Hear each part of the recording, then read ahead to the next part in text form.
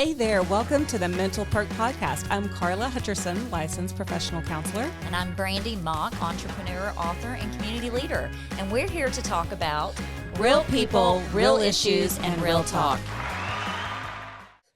Abby Pagud is a visionary leader in the fitness and wellness industry with over 27 years of experience. She is the founder and CEO of Kapitol Health, where she empowers individuals to achieve their health and fitness goals through innovative and customized strategies.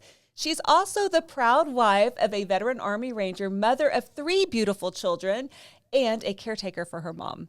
So Abby stays super busy, and we are super excited to have her. Welcome to our show. I am so excited to be here. I love everything you have with your setup, your energy, just the vibrations that you set into the world, and the having crucial conversations with people that don't necessarily always have the strength to do so. And I think that's really important. So I appreciate you guys. Thank you so much. That's our whole goal, is getting people to not be scared to talk about mental health, and just let's normalize this and let's talk about it. I do have to hear your name. Yeah. So Pagud, tell us about Pagud. So my name is Abby Pagud, but it's interesting because if you ask the Filipino community, because it is a Filipino last name, they will actually go in and say Pagud.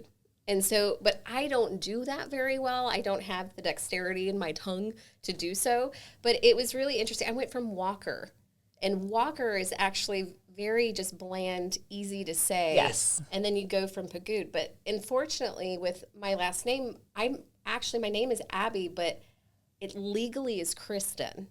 And so nothing in my credentials, nothing in my driver's license says Abby. My middle name is Abbott. And so I got stuck with I've been called Abby from a wee one. Like ever since I was born, brought home from the hospital, I've been called Abby my entire life. I had to be trained to listen for Kristen at doctor's offices, IDs, everything. And what ended up being funny is when you get married, you get rid of your maiden name and you bring in the other, but Kristen Walker Pagud makes no sense. Where does Abby come from? Right. So I decided to get rid of Walker and put in Pagud. So I became Kristen Abbott Pagud. And unbeknownst to me, as my husband's actually Hawaiian Samoan and Marshallese. So, but it has a Filipino last name. So when we have friends of ours that are from the Philippines, they actually explain to us that Pagud actually means labor or tired. So I went from Abby Walker to Abby's tired.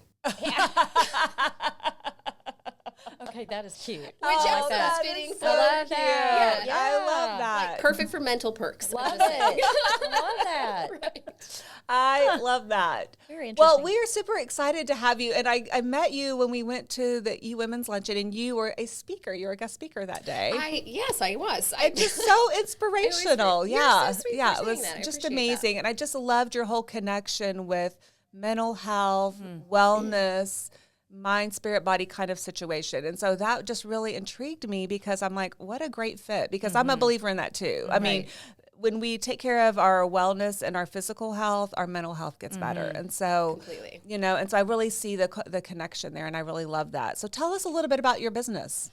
Well, actually, my business I started it's been 10 plus years now. And I didn't realize that when I started the company, I had done it for a lot of clients that were having struggles in their life. So, it was losing their father and having to go to Minyan because of Judaism, and missing their classes or missing some of their self-care practices. And then here 8 months later comes past, when they come back into the gym, they're tugging at their clothes, they're uncomfortable, and then they're going through all their self-esteem issues because where they had to go in their grief, and then not being able to put on the old shoes that they thought they could put back on. And having even mothers where, they have a sick kid, it's always us sacrificing from what we're doing in our day-to-day. Like, we're mothers, we're women. We naturally want to nurture. We naturally want to take care of the people that we love. But what we forget is that if we're not taking care of ourselves, we're actually doing more harm and hindrance to the people we're caretaking for. And so I actually got really frustrated with the health industry, and I didn't realize that a lot of the animosity that I had with the industry is actually why I started my company to begin with. Because I wanted to eliminate the excuses. I wanted to eliminate the frustration, the internal frustrations, judgments, shame that we have when we sacrifice. And so that's how Kapitol Health kind of got born to begin with. But what I didn't realize, I've always been a natural intuitive and an energy healer. And so I never outspokenly about it, because you don't really openly talk, because not everyone receives that well. They don't understand it. But I've always done that naturally. So every time I would work with someone, my clients would start picking up, like, you target specific things or you address certain things before I even ask, like, how do you do that? I'm just like, oh, well, I just listen to what's God's channeling through me and the messaging that's coming through, and then I apply it. What was really interesting is, as I was going more and more into my development of my company, I was realizing that the main importance was not only achieving your individual health, which means what perception of wellness what is it healthy for you to be, but also more importantly about nourishing the physical body, but awakening awareness within. Because a lot of times people don't realize that when we are in a state of not having our body react exactly the way we're wanting it to, a lot of times that's our internal traumas and our experiences that are still connected to our body, that are still present, that we have not rid ourselves of yet. Mm-hmm. And so that's where you go into trauma exercise healing, somatic exercise healing, and really focusing in how our experiences are playing out, not only in our behaviors and how we treat ourselves, but what's coming out within our plan, or why it's not becoming successful.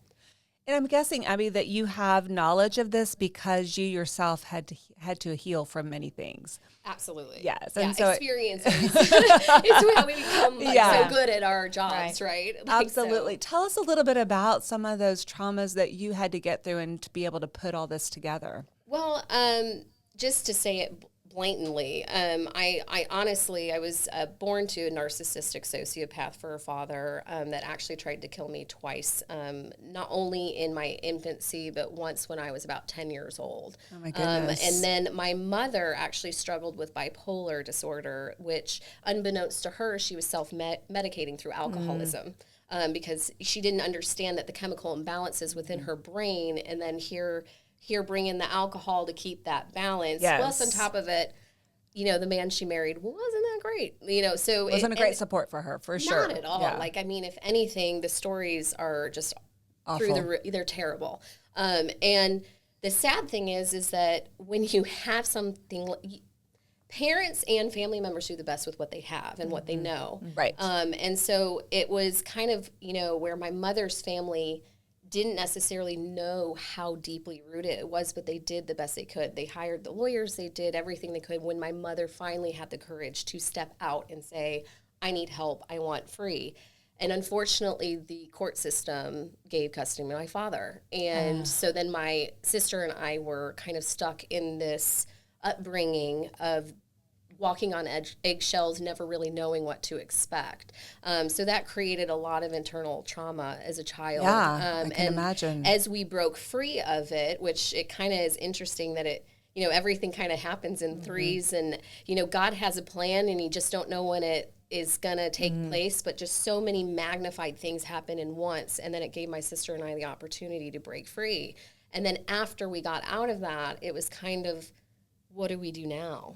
And figuring out who and what we're supposed to be and how to navigate through. And, it was really hard for me as a kid because I didn't understand happy people. Yeah. Like I didn't and I'm a happy person. Yeah, I'm I can very tell. eccentric, and I give off this vibe, and you picked up on it. Yes, so that's absolutely. why I'm here. So, but Good job, Carla. Thank you. But it ends up being that, like, giving yourself permission to have feelings, giving yourself permission to embrace and embody who you are supposed to be, and allowing that light to shine through and getting to acceptance with yourself. So I've been doing healing through all phases of my life. A lot of times we get that preconceived notion that we're finished. Once we got through it, we're like, oh, okay, I'm finished. You're and then getting started. You're Getting just started. getting started. No, we just get started. Yeah. And we learn so much more, especially in our later years. Yeah. Especially the more wisdom we have, the more experiences we have.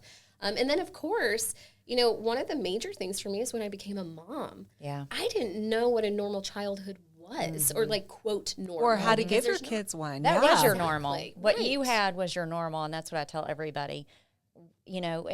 people don't understand when they come from a hard situation in life, the people looking on the outside, it's so easy for them to say, well, why didn't you just get out of that situation or whatever? And I'm like, unless you've walked that walk with someone, exactly, you have no idea. You don't know that you should get out of it sometimes. It's just you're normal. Well, and it's also when you go into the energetic aspect, and you brought up about more of the energetic sequences, this more spiritual aspect of what I do for a career. It's realizing that the mere attraction of the people that we usually get engaged with, there's two different things that I believe and theorize on what's going on. One, we are attracting what we believe we deserve, which has everything tied to our self-worth. I love that. The other is we are actually attracting people that are playing roles within our life to help break the ancestral behavioral patterns that we have been playing by. Yeah. And so it gives us the opportunity to rid ourselves of those kind of reactions or expressions, and then grow and advance from it, which is a lot of times people look back and they think, if let's say they had outs with a friend, right? And it's like, oh, well, she did this, she did this, she did this. That was coming from victimization. You went straight into victimhood. You're projecting blame onto it instead of honoring the role to which that individual had in your life to help wake you up and break you from your trauma. Exactly. But that is so true. And I think we get into that victim mentality because that seems to be sometimes the easiest route. It's comfortable. Yes. It's we're very used comfortable. to playing it. And also it's sometimes we're not evolving out of that story that we've been living by. And the fact is, you can be anything you want to be and create anything you want. It's about what's in alignment for you, what's your purpose, and how does that figure out? So, and I tell my patients when I'm working with them, a lot of them will come in from these bad childhoods and they use that bad childhood as an excuse for their own bad behavior, right? And I'm like, yeah, those things happen to you and they're awful, and let's really validate those. But at the same time, you have the ability and the power to change this. Break that cycle. You do. Well, and I always say, I'm sorry, but I'm exhausted. I'm so tired of dealing with those feelings and those emotions. It's like, eventually, it's, what do you want in your life? How do you want that to be? Like, do you want your children to see you struggling day in and day out, and then they're not productive, right? It's really being able to say, lead an example. My husband always says lead by example. It's part of his military training, and that's what he's always kind of done, and that's what we've always kind of said to our kids. It's like, you have to pave the way and to the person that you want to be. And coincidentally, sometimes we end up doing that, and then our kids are witness to the awesomeness to which we're doing, and we didn't even realize the impact it had, and then we look back and see what kind of cool kids how the hell did that happen? I know, right? I'm impressed. Who did that? I did a good job. That's right. I still haven't taken full credit, but my daughter actually... Oh, I'm taking credit, girl. I'm taking some credit. You're so cute. Well, my daughter actually this week said to me, I would say you're probably about 70% responsible. And I said, well, at least it wasn't PBS, because before you used to tell me PBS taught me everything and it was nobody else. So I was like, okay.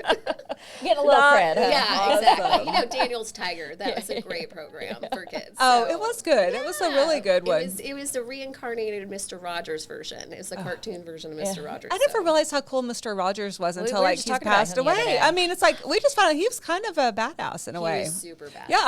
And there's so many rumors Wasn't he a ranger or something? Yes. Exactly. But like, anyway, there's all so these funny. different He was all tatted up. Yeah. You would never know it with the sweater vest. That's not the guy I knew with the shoes and the sweater, right? I'm like, He's the original OG. He is the original OG. So funny. Yeah. It's almost like he's like a Clark Kent in a way. But it makes you wonder. Oh, he is a Clark Kent. He's That's totally so a Clark funny. Kent. But it does make you wonder, like, how he got into that character, because he was, to be in the field of military. But maybe it was mentally healing from him to do it had the to opposite of help what other he'd people, seen, for sure. or to promote kindness in a world that wasn't I think you're kind. onto something. I think a lot of times the work to which we do provides us purpose internally, because it helps us break out, and we see those things that need help or fixing within ourselves, but also then we realize our story can be impactful to help shape and change others, which is why I always am an open book to my story, because I'm like, there was a reason and a purpose for it. Yes. And if I can be an example of not living by victimization, but breaking free of it, then why not? I always say you're not the victim, you're the victor. Yeah. If you want to Nice. be the victor, you choose that. I love that. And it's not hard.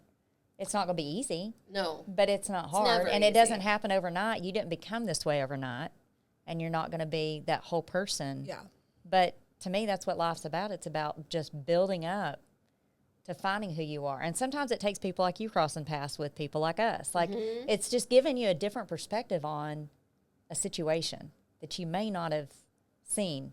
You know, I say that when you go to church. Yeah. Yeah. You hear a certain sermon, and they'll speak it to you in a certain way, and then you'll hear someone else tell it to you in another way, and it's like, oh, I never understood it like that. You know, it's interesting that you mentioned that, because I'm also been acknowledging more recently with some of the new stuff that I've been creating. And what I've actually started to realize is that you could take that same sermon, that same lecture, that same book that you've read time and time again, read it every couple of years, you will hear a completely different lesson. You are That right. is very true. You are so right. when you say that. 100%. Yeah. That's just Because you maturity need- and growth. Right. Yeah. Exactly. And it's because once you get to that evolution of self, Yep. you're on that path of self-discovery. And the fact is, the more that you learn about yourself, the more you start to realize so how freeing. freaking cool you are. It's Exactly. so freeing, isn't it? Yeah.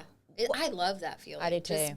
It just makes you happy. Yeah. And happiness is okay. It's Yeah. okay. That's it. You know, it's funny because I think a lot of times we live in this robotic motion of life. Yes. And so we forget how to enjoy things. But the minute you can let go and just enjoy, surrender. Stop controlling it. Yeah.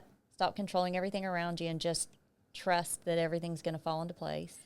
It's freeing. What I love that you said about that is because when I work in energetics and healing people, especially with traumas, a lot of what we focus on is feminine and masculine energy. Okay. And a lot of right love now that. in society is talking about toxic masculinity. We just had We an don't- episode. we just had It an airs episode. this week. We don't like that term. There you go. We do not like that term. No, and you know why? It's actually wounded masculine and Yes. wounded feminine. Yes. And so what ends up happening is when we have feminine and masculine energy, masculine is very much of the doing, the control, the I have to get these things done, right? Our type A women that are super productive, which I'm probably sure all three of us are. Pretty type A. Yeah. I get in trouble on I it. own that. I own that. Well, Yes. but I do there's too. nothing wrong with you being in a healthy masculine Yeah. to perform and produce what needs to be done. But it's when we release it, we need to step back into our healthy feminine and allow it to be. That's where faith comes in. That's where Nurturing. the uncertainty. That's where surrendering. That's where all of that stuff comes from. And so it's really trying to good balance. stay into that yin and yang of sort. But a lot of toxic masculinity, which is really wounded masculine, and then when we think about our girlfriends that aren't they're not celebrating with us when we have victories. They're tattling or spreading rumorville. There's even jealousy or enviousness. That's all coming from a wounded feminine, okay? Because it goes straight into comparison and division. I love how you're making it. I do too. I love how you made that there's a negative to the feminine side too, right? I so love that. Yeah. because we're over here, saying toxic masculinity, we're putting it down, but we're also like, there's a lot of feminine traits that we need to work on as well. So Well, and you use the term negative. I actually try to refrain from using the term positive and negative because that gives the indication of something being right and wrong or Correct. good versus bad. I love that. And the fact is when we're dealing with that that lower, denser vibration. So it's about frequencies, Yes. right? You meet people, and this also goes into when we meet and attract other people in our lives. A lot of times the friends that we make, or even the relationships that we have, we're attracting a frequency from our trauma and life experience that matches their vibration so that then we can actually be what we need to be with each other at that place and time in that exact moment in our life experience. And then what happens is, as we grow and evolve, sometimes we do it together and sometimes we drift our separate ways. So it all comes into that entanglement, but a lot of it also has to do with masculine and feminine energy and having that duality play through. Yeah, I'm going to start describing that as wounded. I really love that. I love because that too. it is. I feel it's wounded. Yeah. I feel that that's exactly a great description of what's going on, rather than celebrating the differences and how they really complement each other. Yeah. Absolutely. Yeah. And the other thing too, it's kind of like, I was talking with a client of mine the other day, and it's really about looking into, when we think of negative or lower, denser vibrations versus that higher positive, it's really about changing the phrasing to which you approach a conversation, not only with the people that we communicate with, but also how we talk to ourselves or how we're seeing things. So, for example, I was actually talking with a client of mine just yesterday, and what we talked about was, here you have this goal, you jump ahead towards that goal, and because you go into dream or what do you call your dream world, right? You kind of jump ahead into the timeline, imagine what it's like, right? And we could say generically, let's say you're planning on losing 60 pounds or something, okay? We'll do a basic 3D version just for easy explanation. But it's like you jump into that mentality of, okay, what is life going to be when I lose 60 pounds? How are my clothes going to fit? How am I going to feel about my energy? All of those different things.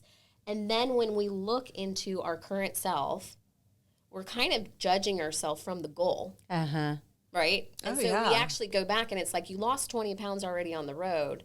Why aren't we Celebrate that. Why aren't we celebrating that? Instead, we're saying, I'm still I haven't not met there that yet. goal yet. Yeah. Right. So it totally changes the energy dynamic, because it comes from judgment. It comes from fear and expectation, right? And unfulfilled, what we haven't done yet. Instead of saying, hell freaking yeah, I lost 20 pounds. Yeah. That's where I'm there. at. It I'm completely celebrating changed. 1 pound. Exactly. And we need to actually take these victories little by little, no matter what they are, so that they can keep advancing us. But think about it for just 1 second. If you judge yourself based off that dream because you haven't accomplished it yet, and you look back, how does that change the path in getting to that dream? It actually has a lower, denser tone. Isn't motivating you. It's not getting you thrilled and excited about what's to come next. It actually hinders and slows and sludges down your progress. So we need to actually kind of stay in our victories. Yes. Also identifying what's in alignment and what's not, which means when we have different people recommend different things, saying no or saying, yeah, that's not for me, isn't an insult. It's just an identifier of, that's not in alignment of what I'm needing right now. And I think we all, being businesswomen and podcasters and all that stuff, we end up having, people come up and say, oh, you know what you need, or you know what you should do. Oh, we hear that all the time. Don't should me. Don't should people. Because you don't know. Invite them to the conversation to consider an alternative and allow them to choose what they want to do with it. I love that. And I think, it's that whole, I'm gonna give this to you, and you take it and do what you want with it, right? Absolutely. So, I love a lot of what you're saying about those, and when I'm working with my patients, have a long-term goal, that's fine. But if that's the only goal you have, it can be so overwhelming and overpowering, right? So we have to take that back, and we have to do this step by step. I need my daily goals. I need my weekly goals. I need my monthly goal, whatever that is, but I need to see check marks. I need to see I accomplished something. And that's the same thing in your field, as in, I might want to lose 60 pounds, but every pound gets me to that 60 pounds. Right. So that's why it's just so important for people to really not just focus on the big goal, but to focus on all those little things. And I always like to add in there, self-actualization along the way, right? It's like, before you even accomplish the goal, you need to reevaluate for the next goal, because we always want to evolve. But it's also about taking the moment and taking the time to really dive into the learning lessons that we're having and what's showing up. When we're working towards a goal, regardless of what it is, we go through an emotional process, right? There's a lot of, shame, doubt, fear. There's even excitement. There's happiness. There's even those moments where we feel completely defeated. But when we don't pay attention to those emotions and where they're playing on our body and identifying when we first had that experience with those emotions, we're not healing the traumas of the past. Mm-hmm. We're carrying them all the way through with us, which also hinders our path in accomplishing those goals. Very true. Very true. And I think it's just so important to realize that. And just, I mean, I think that's what's great about what you do is you're guiding people through that, because a lot of us don't have that innate ability to do that. No, so that's what I'm curious about. You're talking about reading energies, right? Yeah, I see you thinking in that. I'm seeing her face. And She's getting your energy, Brandy. I do. I want to know what my energy is. Is that something you can, is it something you have to hear someone talk first, or is it a feeling you get when they walk in the room? What is it? What's my energy? What is your? Let me tell you what her energy is. Well, but her energy to you might be different than how it is. My energy's amplified with her for sure. Well, and that's the kind of I really love your questions because it's different for everyone. Okay, all of us are born with empathic abilities. Okay, it is. I do believe that. How do you tap into it though? Okay, so I will tell. That's a great conversation. I love where this is going because we are already getting there. Because when I actually start getting in feed, I actually go ice cold. If you feel my hands. They were warm when I shook your hand when we walked in here. Nice. And so it's actually... You don't need to touch them. Trust me. Trust you. Here. Yes. Everyone having a hot flash? I've got my whole hands. We're good to go. Well, it was interesting because, in my path of discovery of my abilities, okay, when I talk about energetic abilities, I really kind of like to focus... This is Jesus shit. Okay, this is like... See, I love this. Okay. That would be Brandy would have so that term. This is so me right here. This is a quote you scripture. I may drop F-bomb. I'm just saying. Hey, you know what? It is I'm what good it with is. God. I do this work every day. Me too. So Me we're too, fine. girl. We're fine. And we're on the same page. Yeah, and I probably should speak a lot nicer to my spirit guides, but there's not a sometimes commandment. I have to be like, let's get our shit together. Yes. We got work to do. Yeah. There's not a commandment on foul language. Yeah, And what is foul language? I mean, what we say now may not have been a biblical thing back then. It has to do Seriously. with how you say it. And what emotion is coming in the intention with our words. Yeah, not like shut the puck up, like you were saying earlier. Jesus puck. I'm like, all right. Sorry. I'm like, God already knows what I'm thinking. It's a high school thing. It's a high school thing. And I always call the F word F-A-T, and then I refrain from using that ever, but I will use the F-bomb every single day, if not 20 times a day. I'm surprised my children don't swear. I didn't even think about the it's three-letter a good thing F my word. kids never check me in the potty jar because they'd be rich. Oh, I'd be broke. Yeah, I'd be broke. They'd be rich. I'd have like an interest rate that's climbing. Current interest. I mean that gives me an idea with you two. I'm going to get a jar. No, you're not. I'm broke. How ready? I haven't even started explaining. Go. Sorry. All right, we went off track. Let's get back on track. A little bit. Okay. It's actually where all the fun starts. Yeah, it is. So when I was in the discovery of becoming aware of my abilities, I didn't realize, it's Jesus shit right there. Okay. So a lot of people, they feel hokey. They feel like, it's scary. Oh my gosh, no. Here's the Bible. This is this. And the fact is, like the entire point of Jesus having his visit was to show us the way of what we are capable of doing. Okay. We are energetic beings, energetic beings, which is energy in motion, emotions. Get it? So we're constantly in that connectivity. We are made of all the particles that we drink, like water.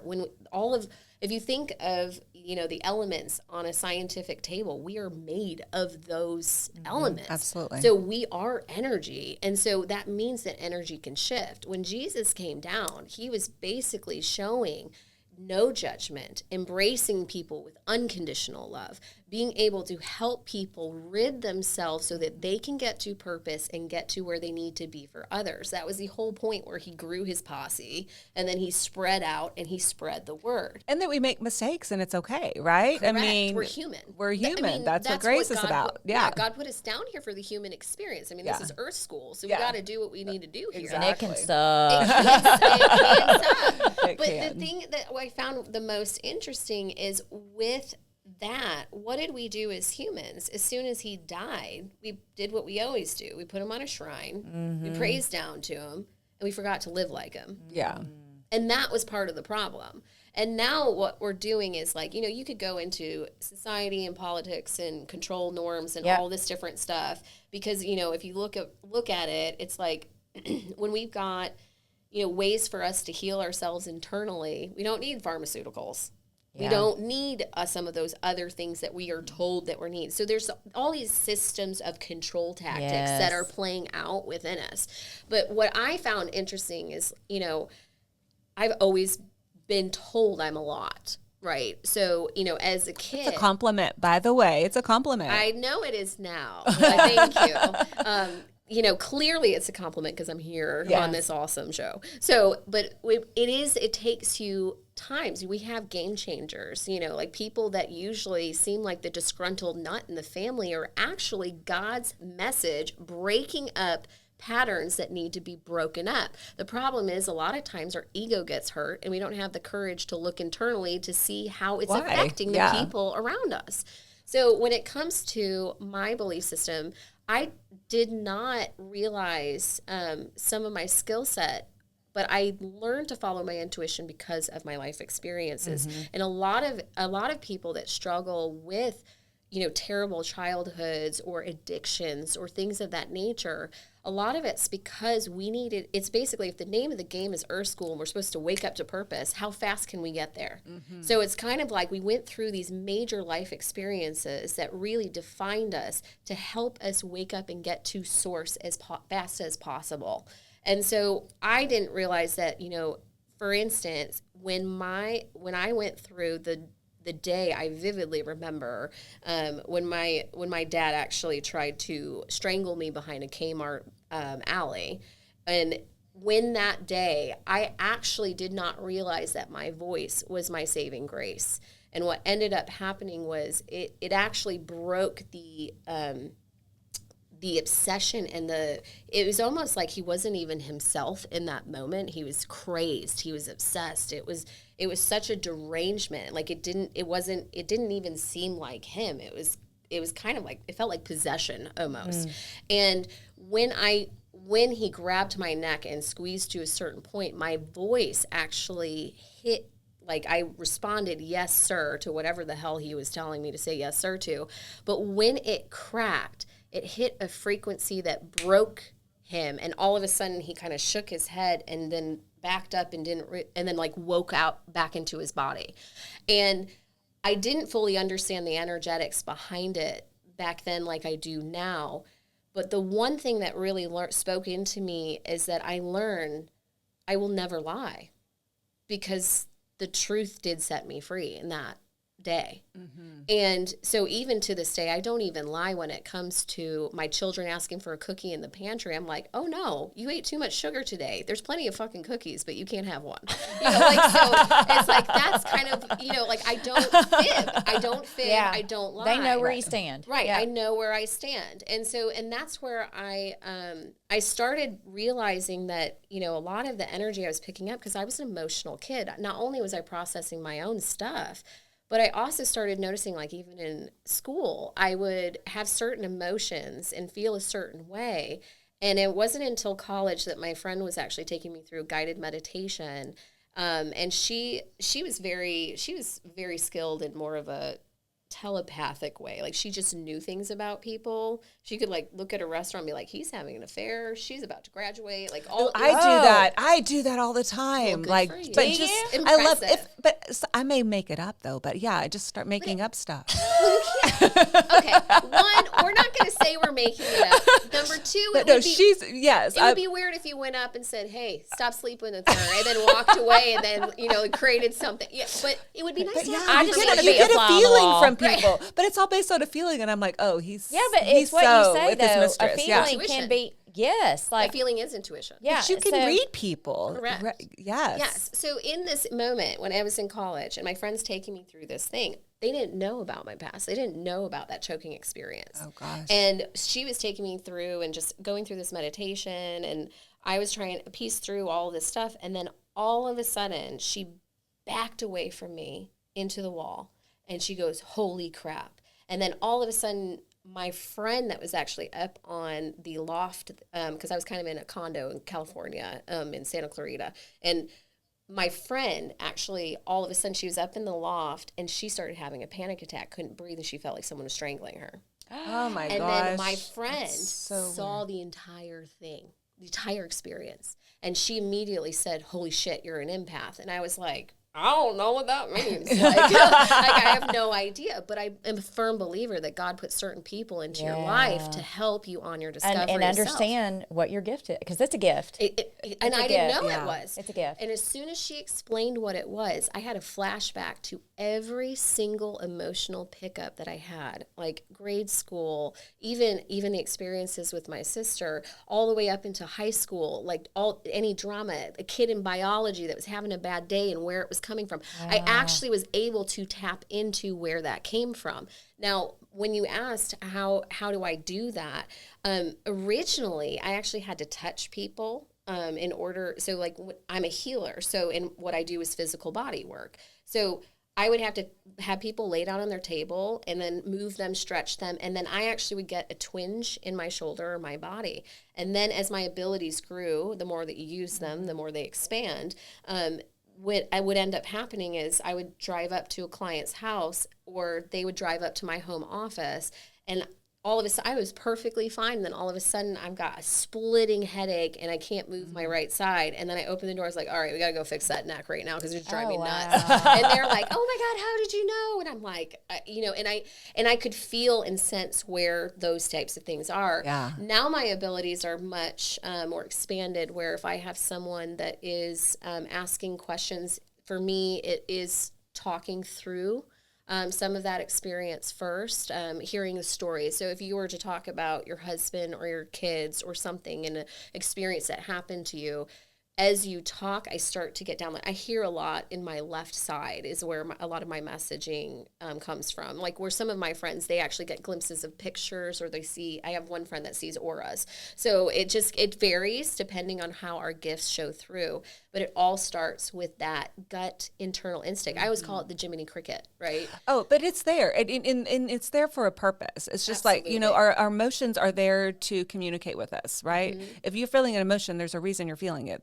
It's communicating to you in some way. And same thing with that gut feel. It's all a part of that. Yeah. What about deja vu?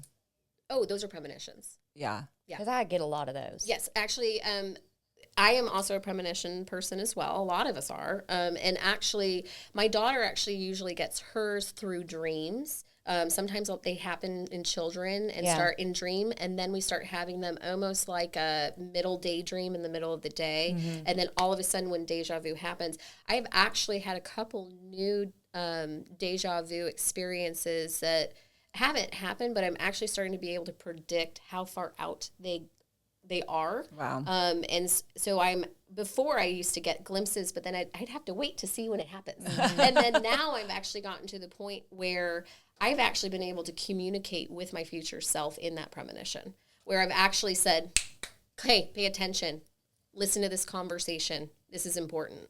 And actually that when I was 52, my daughter was 28, and this was about 3-4 years ago. And it was basically a warning that they wanted I believe that my spirit guides were trying to tell me, you need to fix some of your behavioral patterns and start healing some of your internal stuff, or this is going to rot inside you and cause cancer. And so, and actually ever since I had that glimpse, that timeline has now shifted, and I do not believe that is in my future. Wow. I want to talk to my future self. That would be amazing. I have people that I can connect you to do that. But actually, I'm going to challenge you. Okay. Close your eyes for a second. All right. Okay. So I want you to connect into your soul right now where you are. Think of your daily routine, daily energy, daily people that affect you, how you feel right now. Okay. Now I want you to take a deep breath, and I want you to tap into future 5 years from now. Okay. Okay. I want you to feel that person, feel that energy.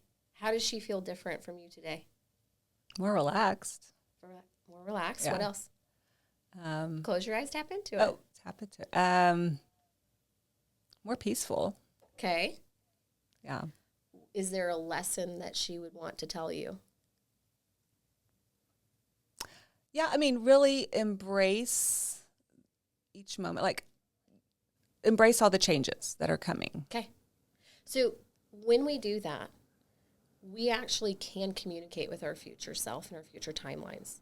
What we are doing is we're picking up onto the energy of who we are, okay, and who we are to be with those goals. We don't necessarily know the path. We don't necessarily know all of that stuff. But sometimes what I do with clients is I like to take them to when we're in the moment of the shit, right? When we're stuck in the mud, we're not feeling 100%, when we're like, what the hell is going on? Take a moment to tap into that 5-year person. It could be 2, it could be 3 years, it could be 10 years. Absolutely. But feel into who that person is, and then go back to your present self, and then try to start embodying them in who they are, which means also, as you are presented with different choices in your life and where you're headed, what would that future self choose? Which path would they do? That's loaded. That's intriguing. That's yeah, loaded. It is very loaded. Brandy, where are you in the future? It'll be with you, Carla. Oh, thank goodness.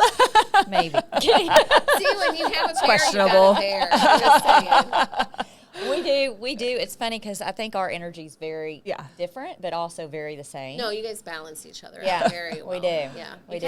guys kind of remind me of. Laverne and Shirley. I'm just kidding. I was actually Lucy and getting Ethel. the glimpse of those like Siamese cats. That, Oh. like, kind of mimic together, but at the same time they From go like the this, and then they come back. Aristocats. The Aristocats. something- yeah, we are like Siamese if we please. Right. I don't know what you're saying.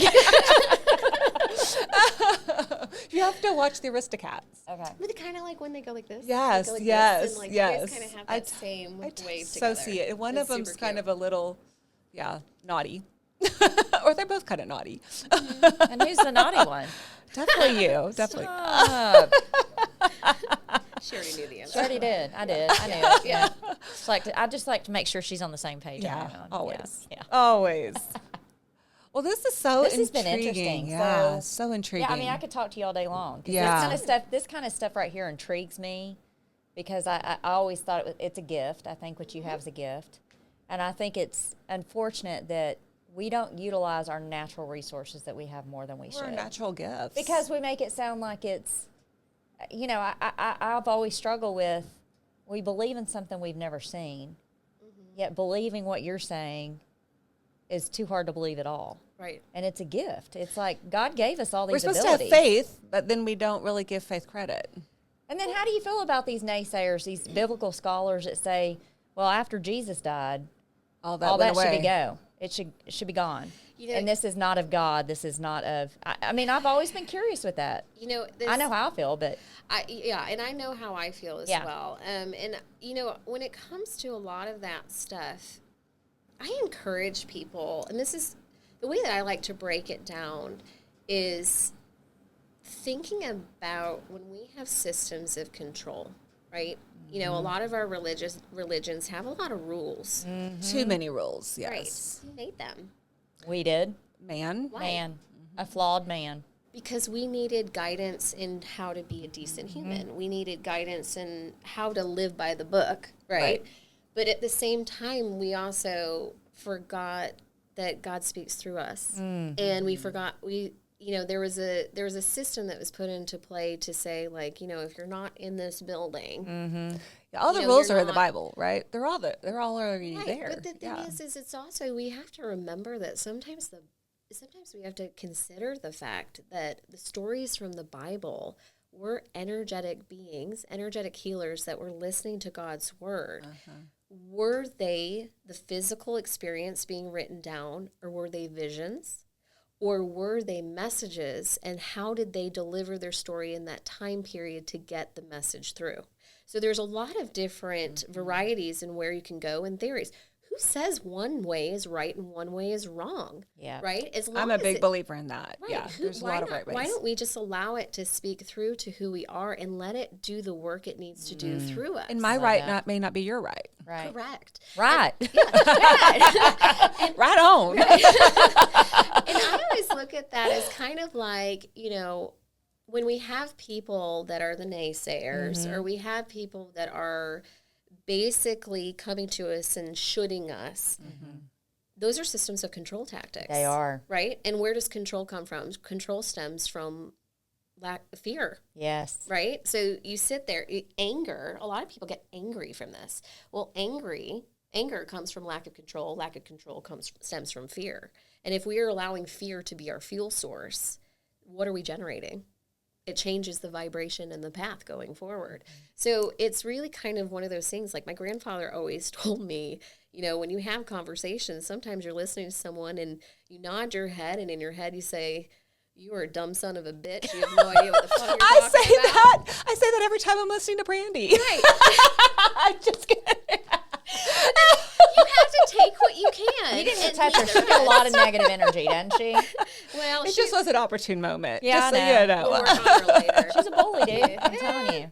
Well, I love her. We'll work on some of Love those her. self-conscious issues Yeah, later. It'll yeah. be fine. Oh, I need some therapy. Yeah, you do. I need some therapy. Therapist needs therapy. We need therapy. Yeah, we do. Everybody I think needs everybody Therapy's needs very therapy, good. for Yeah, sure. absolutely. We're a believer. I mean, I have shout out to my therapist. I hate you, love you too. And I actually I make jokes because I don't think they realize, like with what I do for a career, I've never really talked about, like they hear me talk about goals or what I'm doing or placements, but they haven't looked. I don't believe they've looked me up and see what I do, which is funny. So I've told them, I'm like, okay, I have 2 podcasts. I'm also guest on other people's podcasts. I'm going to talk about you guys, like just saying. Yeah. They're like, okay, well, we still follow confidentiality, so we won't. It's like, oh no, I will fucking talk about all of the things we talk about.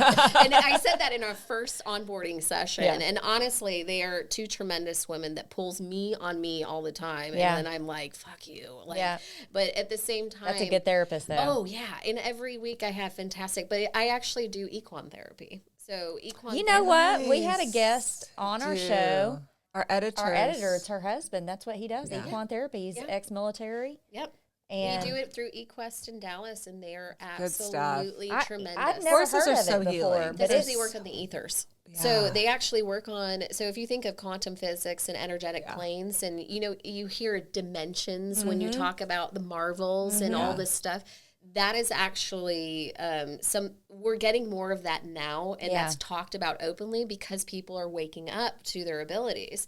That's why it's becoming more common conversation, which is fantastic because Yes. we've been waiting thousands of years to get back to where we were. Yes. Oh, 100%. And so what I love about horses is they're 1,000-pound healers, right? So you meet someone like me that goes through, clears a room, fixes a trauma, works through different ways. But these beasts are freaking 1,000-pound healers. So as you are approaching your session, it's almost like everything, that first session, I was a freaking shit show. Like everything came to the surface. Yeah. Everything was like rising. And then I was like, I am not okay. I am not okay. I am not, breathe. Okay, we're fine. We're safe. It's fine. Like, and as soon as those moments, you have those moments, and when the cool thing about equine therapy is a lot of the horses pick up on you energetically of what you're dealing with. Yeah. So certain people that are dealing with abuse or rape or missing a limb or whatever or PTSD. They're very intuitive. They know. They know, and certain horses you're drawn to based off of the issues that you're dealing with, and also they're truth tellers. One of my therapists, Courtney, she literally says to me, truth teller all the way, because I will have tendencies to rattle about what I think I'm upset about, and here Charlie Brown will just walk away and like, oh my Little God. Charlie Brown. Well, and the funny part was my mom was always a huge Peanuts fan. All of the cards when I was little, and then the first damn horse I am attracted to is called Charlie Brown. Right, like how godly is that? So then you sit there, but like then it's like here he'll walk off. I'll be talking about something, and then as soon as I get into really what I'm scared and what I'm fearing, all of a sudden he comes back, puts his head right back onto Isn't it. that And I'm like, amazing? son of a- Amazing. Yeah, I want to bring him home so when I my know. kids are lying, I can catch him. Like, He's that intuitive, yes. yeah, like, Charlie Brown ran away from you. Someone's not being honest. Like, it would be fantastic. I love that, though, because you're right. I think, and you say, I think animals in general are Yes. very intuitive. Yes. I think they can read a human, and I think that's why I connect to animals so much. I do because too, on your good days they love you, on your bad days they love you, and they're very not unconditional love. very unconditional. Yeah. Well, and the other thing too that's really great about animals is when you have an animal in your home, you don't have a lot of stagnant energy. So like you have cats and dogs and they will go through all areas of the house. They actually shift rooms, right? So you think about like the way you place furniture to create that feng shui, right? Yeah. Remember when that was popular? Yeah. So when that happened, like animals do the same thing. You think about like the guest room that's never touched. You have an animal that goes in there. They all shift the time. energy, so it's always feeling warm. It's always feeling great. I guess I need to I open up didn't my even doors. think that, I got my doors closed. It's true. Every time I can't It is find true. Daisy, she's in the guest room. Oh. Yeah. She's Little probably Daisy. clearing out energy. Yeah. Because it's probably stagnant because there wasn't any movement in it. Yeah. So then it got stuck and it had to be cleared out. Oh, I got to go open doors then. Yeah. Yeah. Cat's Well, got to let clear them some energy. roam. Yeah. Abby, as we're kind of closing down a little bit, I want you to give like 2 tips that you could give to our viewers that can start their healing process. Well, okay. Number one, first and foremost, that I always say, the least pressure is always the best, because really, when we're trying to deal with some of our internal stuff, we always think it's a huge undertaking or going to be a huge undertaking. I always say number one is awareness. Okay. Awareness is really amazing just for shifting in the right direction and getting you started. And the best thing is you don't always have to do anything with it. Okay. So it's really more of being aware of the emotions that come up for you when things are said or someone approaches you or an experience that you have. What emotion is coming up for you? Embrace the emotion. Don't run from it. I don't necessarily want to say embrace the emotion just yet because sometimes diving into that it's too much. It's too much. Too much and we too don't fast. know what to do with it. Yeah. So really I like to focus on just having the awareness. And if you're courageous enough to ask, is there anything I need to do with this? Then that's when you would either embrace it like or step have it 2. pour through. Exactly.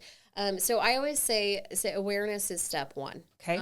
And then the other thing that I'm really seeing a big theme with right now is identifying system control and judgment.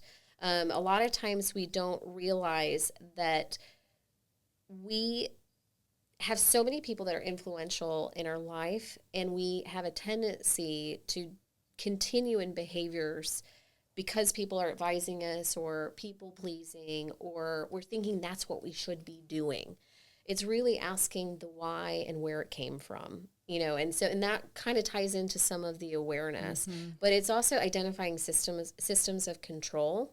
And the reason why is, if you're speaking with a mother, if you're speaking with an aunt, a friend, or somebody, if they're telling you what you should or should not be doing, how much are they honoring your choice and your path, right? So it's about really making sure that we are identifying systems of control and how we need to break free of those patterns, because the more we are confined in that, the more we're not actually breathing and living to where we need to be. Wow.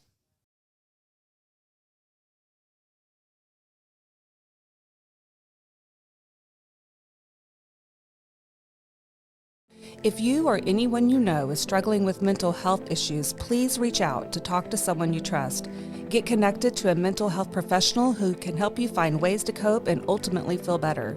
If you are having suicidal or self-harm thoughts or thoughts of hurting another person, please go to the nearest ER, call 911, or contact the National Suicide Hotline at 988. Thank you for tuning in to Mental Perk. We hope our talk today highlighted real people working through real issues based on mental health. Our goal at Mental Perk is to make sure every one of you knows you're worthy. We're in this together.